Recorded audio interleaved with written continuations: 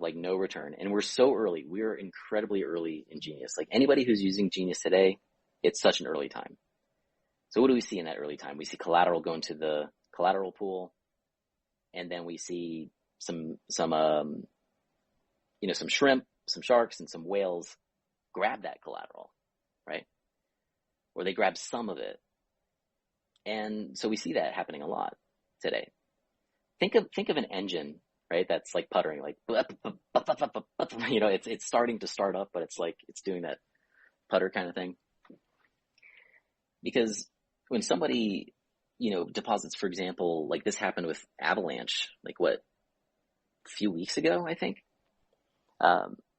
someone put in like $8,000 and then another $8,000 into the Genius contract as collateral.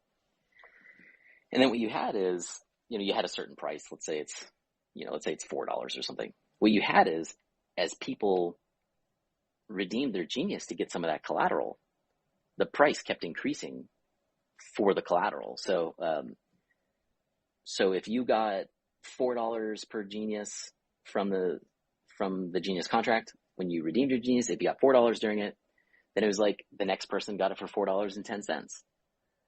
Someone redeems a lot of Genius, and then the next person gets like $5.60.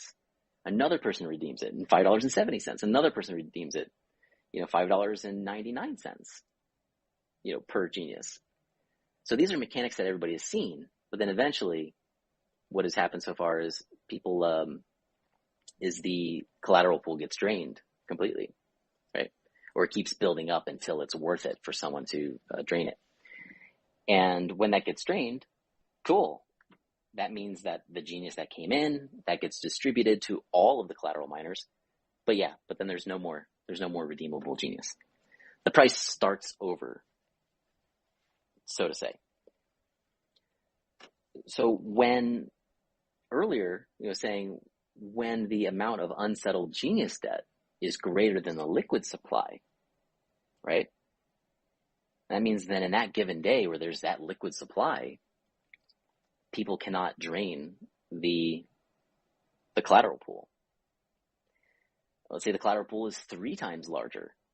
Makes it even more incredibly difficult for the amount of liquid supply of Genius, the circulating supply, makes it very difficult to drain that collateral pool. So what happens?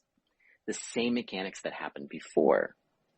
As people redeem, because the fee to redeem remains in the collateral pool, you end up having a higher ratio of collateral versus the amount of Genius in there. You end up having like a higher ratio of that. So then that's where when somebody redeems Genius, the next person who redeems it at a higher rate. The next person, again, redeems at a higher rate.